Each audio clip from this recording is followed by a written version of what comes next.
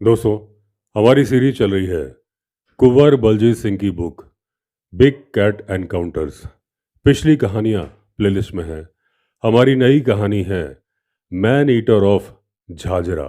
अब दिसंबर 2008 की बात है।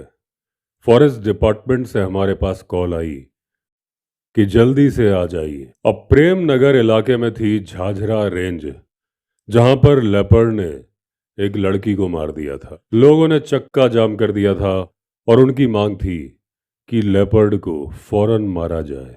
अब लोग तोड़फोड़ भी मचा रहे थे और धरना प्रदर्शन भी कर रहे थे। अब फॉरेस्ट डिपार्टमेंट ने जो खबर हमारे पास भेजी थी उसमें यह कहा था कि केवल अपनी राइफल और गन्स लेके आ जाइए, बाकी का सारा इंतजाम हम देख लेंगे। अब जब हम झाझरा पहुंचे तो फॉरेस्ट रेस्ट हाउस में जो हमारा इंतजार कर रहे थे वो थे डीएफओ, रेंजर और दूसरे फॉरेस्ट स्टाफ। अब उन लोगों ने हमें मौके की नज़ाकत समझाई, घटनाक्रम भी समझाया और कहा कि फौरन एक्शन लीजिए। अब उन्होंने हमें फॉरेस्ट की जीप में यहाँ से वहाँ घुमाया, पूरे इलाके में राउंड कराया, सायरन बजाते हुए, ताकि लोकल लोगों को मालूम चल जाए कि शिकारी आ चुके हैं। अब हमने जो फॉरेस्ट डिपार्टमेंट से मांग करी वो मांग थी, हमें चाहिए थी खुली जीप रात को गश्त लगाने के लिए, और हमें चाहिए थे कुछ भैंस के पाड़े।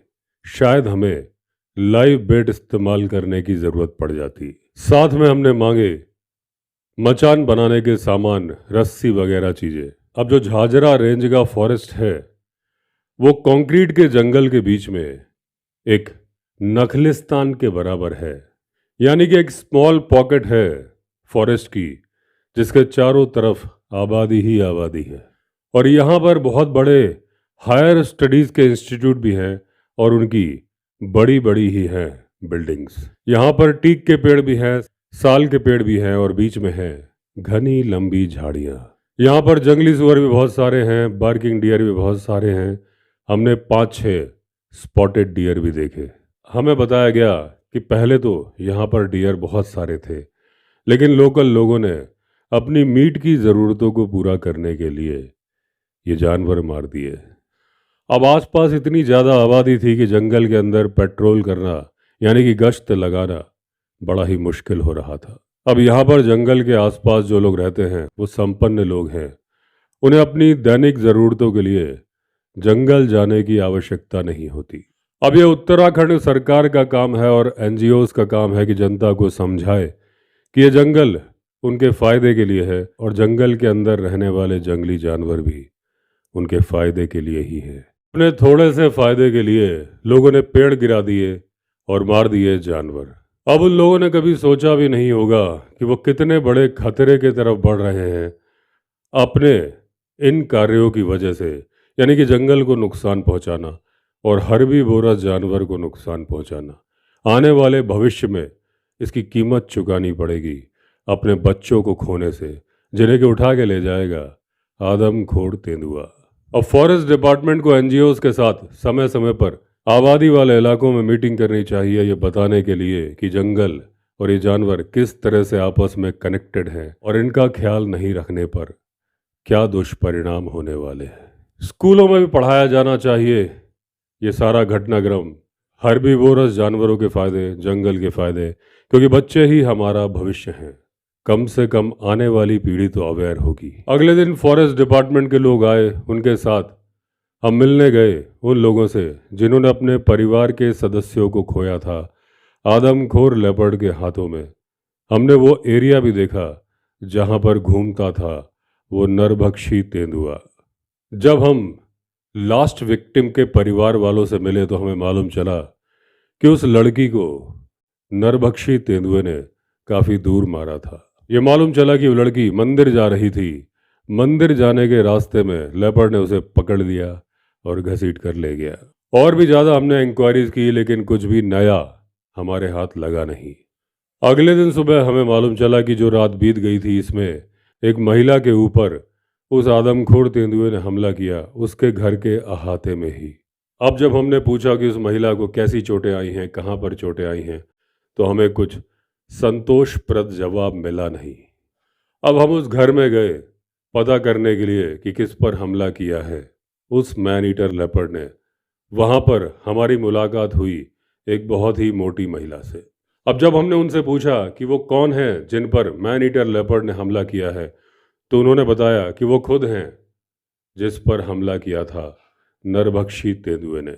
अब वहां पर उन्होंने अपना एक स्वेटर दिखाया जो कि साफ प्रतीत हो रहा था कि किसी कैंची से काटा गया है, ये दिखाने के लिए कि ये लेपर्ड के पंजे हैं। वो महिला बोली कि जिस टाइम पर मैन ईटर लेपर्ड ने उन पर हमला किया, उन्होंने ये स्वेटर पहना था और ये फटा है लेपर्ड के पंजों से। अब जो कहानी उन्होंने बताई कि वो अपने बैकयार्ड में काम कर रही थी, उनके बैकयार्ड के पीछे एक खेत है और उसके पीछे है जंगल। अब मैन ईटर उनके ऊपर उछला, किसी तरह से उन्होंने अपने आप को मैन ईटर से अलग किया और बंद कर लिया घर के अंदर। अब जब लेपर्ड अपने किसी शिकार पर हमला करता है तो उसके 4 पंजों के निशान जनरली हमेशा ही दिखते हैं। उसका अंगूठा ग्रिप बनाने के काम में आता है। अब उस महिला को मालूम था जैसे कुत्ते बिल्ली के 5 पंजे होते हैं, वैसे ही लेपर्ड के भी 5 पंजे होते हैं। तो उन्होंने 5 जगह से कट कर दिया था अपने स्वेटर को। अब उन्हें नहीं मालूम था कि लेपर्ड अपने अंगूठे यानी कि 5वीं उंगली को किस तरह से इस्तेमाल करता है। हमें साफ मालूम चल चुका था कि उसकी कहानी झूठी है। उस महिला ने लाइमलाइट में आने के लिए, लोगों की अटेंशन गेन करने के लिए ऐसा किया था। अब वो हमें अपने अहाते में लेके गई जिस जगह पर उनके ऊपर हमला हुआ था। उन्होंने हमें पग मार्क भी दिखाए और जब हमने ध्यान से देखा तो वो पग मार्क कुत्ते के पग मार्क थे। हम समझ चुके थे कि कहानी झूठी है, लेकिन उसके बावजूद फॉरेस्ट डिपार्टमेंट के इशारे पर हम चुप रहे, क्योंकि वो महिला एक पॉलिटिकल महिला थी और जो धरना प्रदर्शन हो रहे थे उसकी एक्टिव मेंबर थी। तो फॉरेस्ट डिपार्टमेंट ने एक पिंजरा लगा दिया उसके घर के पास में। हालांकि उस पिंजरे का कोई इस्तेमाल था नहीं, क्योंकि लेपर्ड वहां पर आया ही नहीं था, लेकिन सिर्फ उसे खुश करने के लिए। तो कुछ इस तरह की परेशानियां होती हैं जो गवर्नमेंट डिपार्टमेंट या गवर्नमेंट ऑफिशियल्स को आती हैं अपनी ड्यूटी के दौरान। हमें दूसरी कहानी भी बताई गई गांव के 2 व्यक्तियों के द्वारा। उन लोगों ने बताया कि जब वो अपनी मोटरसाइकिल से आ रहे थे तो एक लेपर्ड ने उनका पीछा किया 2 किलोमीटर तक। अब उन्हें नहीं मालूम कि लेपर्ड घात लगा के हमला करता है, अपने शिकार के नज़दीक आने के बाद अचानक छलांग लगा देता है। वो इस तरह से 2 किलोमीटर अपने शिकार के पीछे दौड़ता नहीं है। अब हमारे सामने इस तरह की फॉल्स स्टोरीज आ रही थी, लेकिन हमें इस बात पर पूरा यकीन था, उम्मीद थी कि 2-3 दिन के अंदर सच्ची कहानी भी हमारे सामने आएगी। अब हम फॉरेस्ट ऑफिशियल्स के साथ आ गए रेस्ट हाउस में, उनके साथ मीटिंग की और सारे घटनाक्रम पर चर्चा की और हमने तय किया कि हम गांव वालों के साथ मीटिंग करेंगे और थोड़ा उन्हें एजुकेट करेंगे। अब जब अगले दिन हमने गांव वालों से मीटिंग की, हमें जान के बहुत अफसोस हुआ, उनके पास लेपर्ड के बारे में कुछ भी समझ नहीं थी। उन्होंने हमें सुनाई तो सुनाई सिर्फ झूठी कहानियाँ। किसी ने कहा मेरे बेटे का पीछा किया मैन ईटर ने, किसी ने कहा मेरी बेटी का पीछा किया जब वो आ रहे थे स्कूल से। लेकिन जब किसी से पूछो कि मैन ईटर दिखता कैसा है तो कोई बोलता है लाल कलर का है, कोई बोलता है पीला है और उस पर धारियां हैं। तो इस तरह से झूठे हमलों की कहानियां पूरे इलाके में घूम रही थी। रात के किसी भी वक्त हमारा मोबाइल फ़ोन बज जाता था। परेशान होके हमने अपना मोबाइल स्विच ऑफ कर दिया। अब इतनी अफवाहों का बाजार इतना ज़्यादा गर्म था, इतनी झूठी खबरें हमारे पास आ रही थी, हर जगह हम जाते थे मालूम चलता था खबर तो झूठी है, तो हम असली बात पर अपना ध्यान केंद्रित कर ही नहीं पा रहे थे। वो था आदमखोर तेंदुआ। तो हमने डिसाइड किया अब हम अपने काम पे ध्यान देंगे, इस तरह की खबरों के पीछे दौड़ेंगे नहीं। अब हम रात को गश्त लगाने लगे, कुछ नतीजा हाथ में नहीं आ रहा था। हालांकि इस दौरान हमें 7 लेपर्ड्स नजर आए, लेकिन उनमें से कोई भी आदमखोर दिख नहीं रहा था। अब उनमें से थी एक फीमेल जिसके साथ 2 बच्चे भी थे और वो बच्चे थे बिल्ली के साइज के। अब एक दिन हमारे पास एक कॉल आई धूलकोट से। एक आदमी का फोन था, उसने कहा था कि मैन ईटर उसके घर के सामने बैठा है, फौरन आइए इसके पहले कि वो किसी पर हमला कर दे। अब जो ये फ़ोन कॉल आई थी गांव के सम्मानीय व्यक्ति के द्वारा आई थी, हम फौरन भागे। अब जब हम वहां पर पहुंचे तो घर का मालिक घर के दरवाजे पर खड़ा था। हमने पूछा कहाँ है मैन ईटर? उसने उंगली से इशारा करके बताया जंगल की तरफ। अब जब हम अपनी जीप लेके वहां पर गए तो हमने देखा कि एक लेपर्ड झाड़ियों के अंदर घुस रहा है। हमने जंगल में बहुत ढूंढा, लेकिन उसकी दूसरी झलक हमें दिखी नहीं। अब मैं यहाँ पर पाठकों को बताना चाहता हूँ कि उन व्यक्ति के घर के सामने एक पतली सी डामर की सड़क थी और उसके उस पार ही था जंगल। यानी कि वो सड़क सीमा रेखा थी घरों के और जंगल के बीच में। हमने फौरन एक कुत्ते की मांग की। हमने सोचा था कुत्ते को यहाँ बांध देंगे, कुत्ते के चक्कर में मैन ईटर आएगा, उसकी मुलाकात हो जाएगी हमसे। अब जो कुत्ता हमें दिया गया वो था एक छोटा सा पपी, लेकिन और हमारे पास टाइम था नहीं, हम वक्त बर्बाद करना भी नहीं चाहते थे, तो हमने उस कुत्ते को जंगल में बांध दिया घर के ठीक सामने और बैठ गए उस घर की छत के ऊपर। अभी हमें बैठे हुए आधा घंटा ही हुआ था कि अचानक से जंगल से एक लेपर्ड निकला। उसने कुत्ते पर हमला कर दिया, कुत्ते को पकड़ दिया गले से। अब जब हमने उस लेपर्ड को देखा तो ये हाफ ग्रोन कब था, यानी कि नहीं था मैन ईटर। अब हम दुविधा में थे, वो कब मैन ईटर नहीं था, हमें उसे गोली नहीं मारनी थी, लेकिन उस निर्दोष कुत्ते की जान हमें बचानी थी जिसकी की जान हमने दांव पर लगा दी थी, और वो हम नहीं कर सकते थे बिना गोली चलाए। अगर हमने फायर नहीं किया तो कुत्ता मारा जाएगा और उसके बाद भी गांव वाले नाराज हो जाएंगे। तो मैंने सोचा जो भी हो इस कुत्ते की जान तो बचानी ही है, तो वो लेपर्ड का जो कब था उससे 1 फुट की दूरी पर निशाना लगा के चला दी मैंने गोली। अब राइफल के धमाके को सुनने के बाद अपनी पूंछ को हवा में ऊपर उठाते हुए लेपर्ड जंगल के अंदर भाग गया, छोड़ दिया उसने कुत्ते को। अब कुत्ता जिसकी जान अभी अभी बची थी वो वापस घूमा जंगल की तरफ और इतनी जोरों से भौंकने लगा जैसे कि लेपर्ड से बोल रहा हो, 001 तुम्हारी बहन को नमन। अब सारे पड़ोसी आ गए दौड़ते हुए, ये जानना चाहते थे वो कि ये जो गोली चली थी उसका नतीजा क्या हुआ है। अब जब लोग आए तो मैंने कहा कि निशाना थोड़ा सा चूक गया है, थोड़ा उसके बगल से निकल गया है। अब वो लोग आपस में बुदबुदा रहे थे, वो कह रहे थे क्या निशाना है, कैसे शिकारी हो।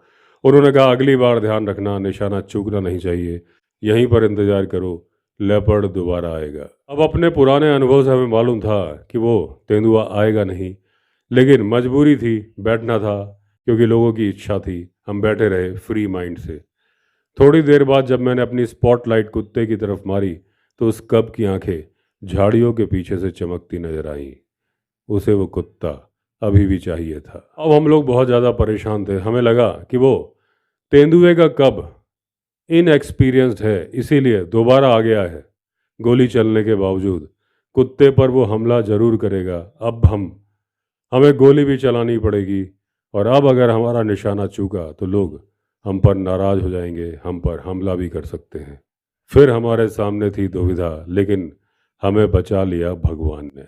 अब जैसे ही लेपर्ड कुत्ते के ऊपर उछल रहा था और जिस मकान मालिक की छत पर हम बैठे थे उससे मिलने कोई आया था, वो वापस जा रहा था, उसने स्टार्ट कर दी मोटरसाइकिल। अब मोटरसाइकिल की लाइट और आवाज़ से वो तेंदुए का कब दोबारा डर गया, कुत्ते को छोड़ के फिर जंगल में भाग गया। और यहाँ पर कमाल था उस कुत्ते का, छोटा सा कुत्ता था, 2 बार उसके ऊपर लेपर्ड ने हमला किया था, उसके बावजूद पूंछ उठाकर जंगल की तरफ लगातार भौंक ही रहा था जैसे कह रहा हो 001। अभी भी उस लेपर्ड की आंखें हमें झाड़ियों के अंदर से चमकती दिखाई दे रही थी। हमें लग रहा था शायद ये तीसरी बार भी हमला करेगा। अब हमने सोचा कि ये लेपर्ड कुत्ते के ऊपर तीसरी बार हमला करे उससे पहले हम चले जाते हैं वहां पर, खोल देते हैं कुत्ते को। लेकिन नियति को कुछ और ही मंजूर था। इसके पहले कि हम घर की छत से उतरते, कुत्ते को जाके खोलते, उस कब ने कुत्ते पर फिर हमला कर दिया। अब मुझे जल्दी से फिर गोली चलानी पड़ी। अब की बार और गांव वाले आ गए थे, और जब उन्हें रिजल्ट मालूम चला उस शॉट का, वो हमें गालियां दे रहे थे, वो हमें मारने के लिए आ रहे थे। अब वो कह रहे थे कि हम जानबूझ के गलत निशाना मार रहे हैं। जब मैंने कहा निशाना पता नहीं क्यों चूक रहा है, तो वो मानने के लिए तैयार नहीं थे। अब उन्हें लग रहा था कि उनके एक बच्चे को और मार देगा मैन ईटर। जब हमने बताया कि ये कब इतना छोटा है कि किसी बच्चे को मार नहीं सकता, तो वो मानने के लिए तैयार नहीं थे।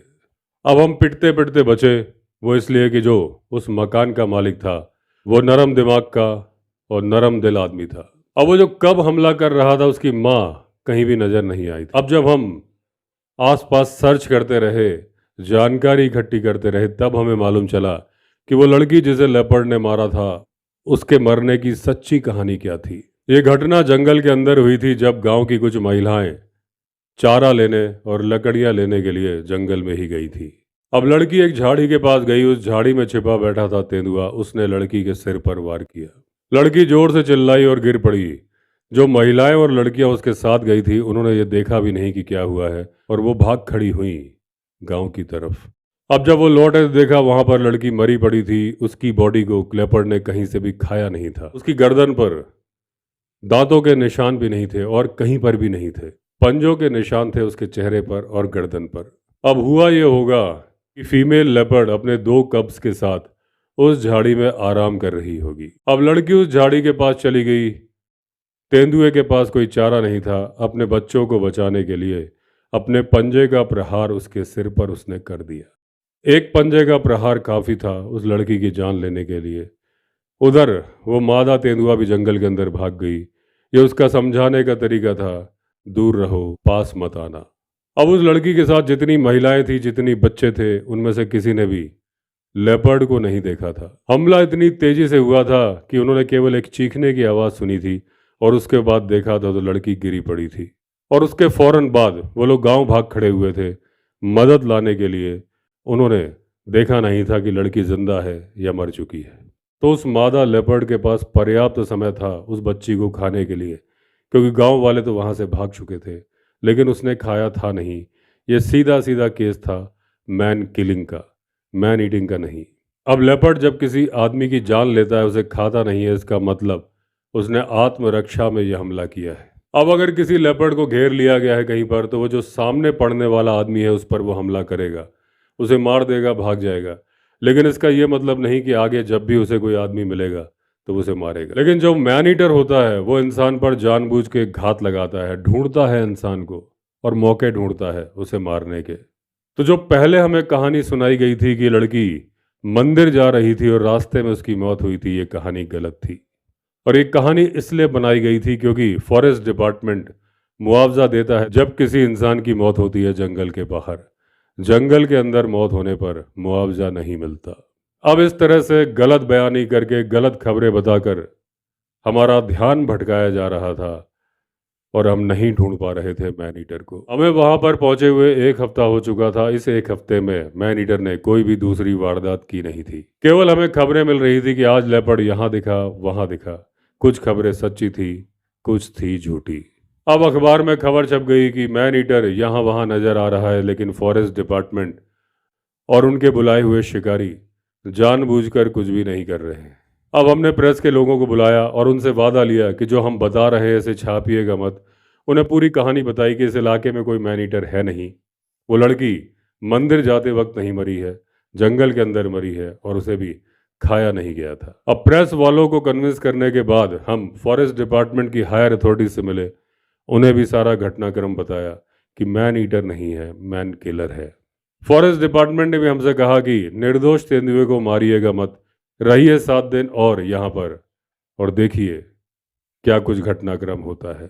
अगर 7 दिनों में कोई भी मैन ईटर का हमला हुआ नहीं इंसान पे, फिर हम अपने घर जा सकते हैं।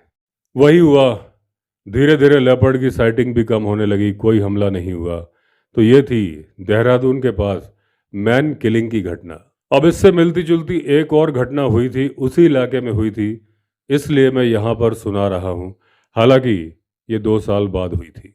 जनवरी 2010 में झाझरा रेंज में ही फॉरेस्ट डिपार्टमेंट ने हमें फिर बुलाया। इस बार हो चुके थे 3 हमले। 2 बच्चों को खा लिया गया था, एक बच्चे को खाया नहीं था लेकिन मार दिया गया था। क्योंकि इस बार गांव के लोगों ने मैन ईटर का पीछा किया था तो उसे मौका मिला नहीं था खाने का। इस बार फॉरेस्ट डिपार्टमेंट भी अलर्ट था। जहां पर बच्चे को मारा गया था वहां से फॉरेस्ट डिपार्टमेंट ने मैन ईटर के पग मार्क्स का ट्रेस निकाल लिया था। अब उन्होंने वो ट्रेस का सैंपल हमें दिया। हमने देखा ये था पग मार्क एक फीमेल लेपर्ड का। अब कई बार ऐसा होता है कि जब लेपर्ड घात लगा के बैठा होता है किसी कुत्ते पर या बकरी पर, बच्चा सामने दिख जाता है, वो बच्चे को मार देता है गलती से। और जब वो मार देता है तो वो रियलाइज करता है कि इंसान के बच्चे को मारना कितना आसान है। जरा सा भी प्रतिरोध नहीं, सिर्फ मारो पंजा या दबाओ गर्दन और मर जाता है इंसान का बच्चा। फिर वो इच्छा शक्ति के साथ बन जाता है मैन ईटर। अब लेपर्ड को मौका ना मिले, इसलिए गांव वालों को चाहिए कि अपने घर के आसपास जितनी भी लेंटाना की झाड़ियां हैं उन्हें साफ करके रखें। हमने देखा है कि लोगों के दरवाजे तक लेंटाना की झाड़ियां उगी होती हैं। इससे लेपर्ड को मौका मिल जाता है, वो एक छलांग लगाता है, किसी भी शिकार को लेके भाग जाता है। अब जो सबसे खतरनाक टाइम होता है बच्चों के ऊपर लेपर्ड के हमले का, गर्मियों में 6 बजे से लेके 8 बजे तक शाम को, सर्दियों में 4 बजे से लेके 7 बजे तक। इस समय पर घर वालों को और ज़्यादा प्रिकॉशंस लेने चाहिए, बच्चों को अकेला छोड़ना नहीं चाहिए। अब वापस कहानी पर आते हैं। इस बार हमें मालूम था कि इस बार जो हमारा सामना हुआ है मैन किलर से नहीं हुआ है, मैन ईटर से हुआ है। हमने 3 भैंस के पाड़े मंगवाए, उन्हें बांध दिया 3 अलग अलग लोकेशंस पर। चौथी लोकेशन पर हमने लाइव बेट के रूप में बांधा एक कुत्ते को, जहां पर आखिरी इंसानी शिकार किया था तेंदुए ने। हमने एक मचान बनाया फॉरेस्ट के, वहां पर 40 गज की दूरी पर कुत्ते को बांध दिया उस जंगल के अंदर। रात के 10 बजे तक हम लोग बैठे, लेकिन जब मैन ईटर आया नहीं तो हम लोग चले गए फॉरेस्ट रेस्ट हाउस। रात को हमने मैन ईटर की सर्च की नहीं, क्योंकि हम मैन ईटर को डिस्टर्ब नहीं करना चाहते थे। हम चाहते थे कि जो हमने लाइव बेट्स बांधी है उनमें से किसी को वो मार दे। अगले दिन हमें फॉरेस्ट स्टाफ ने बताया कि जो हमने भैंस के पाड़े बांधे थे उनमें से एक को मैन ईटर ने मार दिया है और थोड़ा सा खा भी लिया है। हम जल्दी जल्दी भाग के उस जगह पर पहुंचे और जो पहला काम हमने किया, सबसे पहले मिलान किया पग मार्क्स का। अब वो पग मार्क मैच कर गए, यानी कि ये मैन ईटर ही थी। हमने फॉरेस्ट डिपार्टमेंट के लोगों से कहा कि एक पेड़ पर मचान बनाइए। ये पेड़ करीब 30 गज की दूरी पर था, जहां पर भैंस का पाड़ा मरा हुआ पड़ा था। हमने उस किल को एग्जामिन किया। कंधे के पास से बहुत थोड़ा सा खाया गया था। ऐसा लग रहा था कि किसी तरह का डिस्टरबेंस हो गया, जिसकी वजह से उठ के जाना पड़ गया उस नरभक्षी मादा तेंदुआ को। तो हमें मालूम था कि चाहे कुछ भी हो जाए, शाम को वो फीमेल लेपर्ड जरूर आएगी। चले गए रेस्ट हाउस आराम करने के लिए, क्योंकि हमें भी मालूम था कि आज की रात नींद नहीं आएगी। सुना है तेंदुए की महफिल में रत जगह है। अब उस जंगल में आदमखोर के डर की वजह से किसी भी तरह की आवाजाही नहीं थी इंसानों की। तो हमने सोचा हम दोपहर के 3:30 बजे बैठ जाएंगे। अब मेरा ये मानना था कि वो मादा लेपर्ड भूखी होगी और उसे भी मालूम है कि उसकी जो दहशत कायम है, जंगल में किसी की आवाजाही है नहीं, तो वो शायद जल्दी ही आ जाएगी। अब हमने सोचा था कि अगर बैठना पड़ेगा तो पूरी रात बैठेंगे इस मचान पर। 2 घंटे तक हम बैठे रहे, लेकिन किसी तरह की हलचल हुई नहीं। अब शाम के 5:30 बजे एक बार्किंग डियर हमारे पीछे की तरफ से बोल रहा था, लेकिन बार्किंग डियर का बोलना इस बात की गारंटी नहीं होती कि वहाँ पर कोई कार्निवोरस है ही। अब बार्किंग डियर एक ऐसा जानवर होता है, कई बार उसे जब अपनी परछाई नज़र आती है तो भी वो अलार्म कॉल करने लगता है। कई बार जब वो ड्रॉपिंग कर रहा होता है तो उसकी ड्रॉपिंग जब पत्तों पर गिरती है, उससे डर कर ही अलार्म कॉल कर देता है। हम बेहतर की उम्मीद में चुपचाप बैठे रहे। अब बार्किंग डियर दोबारा भौंका, यानी उसने बार्किंग साउंड निकाली।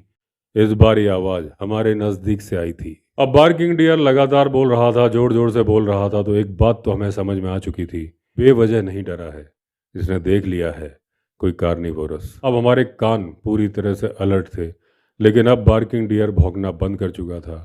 लेकिन हमारे पास से ही हमें रसलिंग साउंड सुनाई दी, यानी कि सुनाई दी सरसराहट। अब हम स्टैचू की तरह बैठे थे, बिना अपनी पलकें झपकाए। आधे घंटे चुपचाप बैठे रहे, फिर हमें सरसराहट की आवाज़ सुनाई दी, अब की बार दाहिनी तरफ।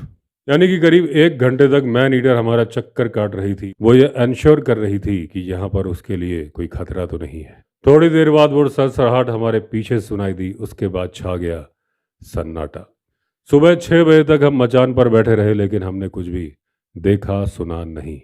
अब या तो उस मैन ईटर ने हमारी कोई आहट सुन ली थी, या हमने बीच में फुसफुसा के बात की होगी, उसे सुन लिया होगा। वो शिकार को छोड़कर चली गई थी। अब हम मचान से उतरे, फॉरेस्ट रेस्ट हाउस चले गए, खाया हमने नाश्ता। अब हम सोच रहे थे क्या करें क्या ना करें, तभी मेरे दिमाग में एक आइडिया आया कि 2 दिन से वो मैन ईटर तेंदुआ भूखी है। उसे मालूम है कि जिस इलाके में वो शिकार पड़ा है वहाँ पर कोई आता जाता नहीं है, तो क्या पता वो दिन में आए उसे खाने के लिए। हालांकि इस बात की संभावना ना के बराबर थी, क्योंकि दिन में तेंदुआ आराम करना पसंद करता है, शाम को ही निकलता है। अब जब हम उस जगह के नज़दीक पहुंच रहे तो देखा 3-4 औरतें हमारी तरफ दौड़ती हुई आ रही थी, और वो बहुत ज़्यादा डरी हुई थी। अब वो हमारी जीप के पास आई, बोली हम पास के गांव से लकड़ी और चारा लेने आए थे। वहां एक जगह बदबू आ रही थी। दो औरतों ने जानने की कोशिश की कि ये बदबू कहाँ से आ रही है। जब वो उस तरफ गई तो एक लेपर्ड ने उनके ऊपर हमला किया। वो भागते भागते बचाव के लिए इसी तरफ आ गई। हमने उनसे पूछा कि क्या तुम्हें नहीं मालूम कि यहाँ पर आदमखोर तेंदुआ घूम रहा है? तो उन्होंने कहा हम पास के इलाके से आए हैं, हमें नहीं मालूम। हमने उन महिलाओं से पूछा कि इशारा करके बताओ कि किस तरफ की बात कर रही हो। उन्होंने जहां इशारा किया वो वही जगह थी जहां पर लेपर्ड ने मारा था उस भैंस के पाड़े को। हमने देखा उस जगह के पास में बहुत सारे लकड़ी के गट्ठे पड़े थे, यानी कि वो उन महिलाओं के गट्ठे थे जो कि बीनने आई थी लकड़ियाँ।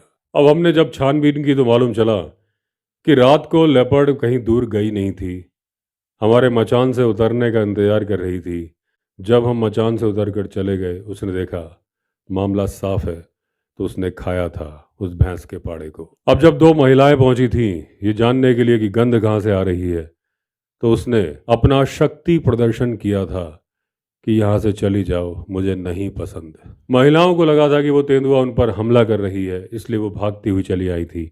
वो हमला नहीं कर रही थी, सिर्फ डरा के भगा रही थी। अब जब हम उस मरे हुए भैंस के पाड़े की तरफ जाने लगे तो हमने देखा मैन ईटर झाड़ियों में घुस रही है। मैंने झाड़ी का ही निशाना लिया, दाग दी गोली। बदले में हमें सुनाई दी एक गुर्राहट। हम कुछ देख तो नहीं पाए क्योंकि वो झाड़ी बहुत ही घनी थी। अपनी बंदूकों का निशाना लेते हुए बड़ी सावधानी के साथ हम उस झाड़ी की तरफ बढ़े। करीब 50 गज चलने के बाद हमने देखा कि झाड़ी के अंदर से हमें मैन ईटर का पिछला पांव नजर आ रहा है। तो मैंने अंदाजा ले गए कि इसका कंधा कितनी दूरी पर होना चाहिए। अंदाजे पर ही एक गोली और चला दी, लेकिन दूसरी गोली चलने पर किसी तरह की कोई मूवमेंट हुई नहीं। वो मैन ईटर मर चुकी थी। हमने उसे घसीट के झाड़ी से बाहर निकाला। अब इस बात की भी पूरी संभावना थी कि ये जो मैन ईटर थी ये दिसंबर 2008 वाली मैन किलर ही रही हो, जो बाद में बन गई थी मैन ईटर, जिसने उस वक्त तो एक बच्ची को अपने बच्चों की रक्षा करने के लिए मारा था, लेकिन उसे मालूम चल चुका था कि इंसान के बच्चों को मारना कितना आसान है। बाद में उसने अपना ये प्रोफेशन ही बना लिया।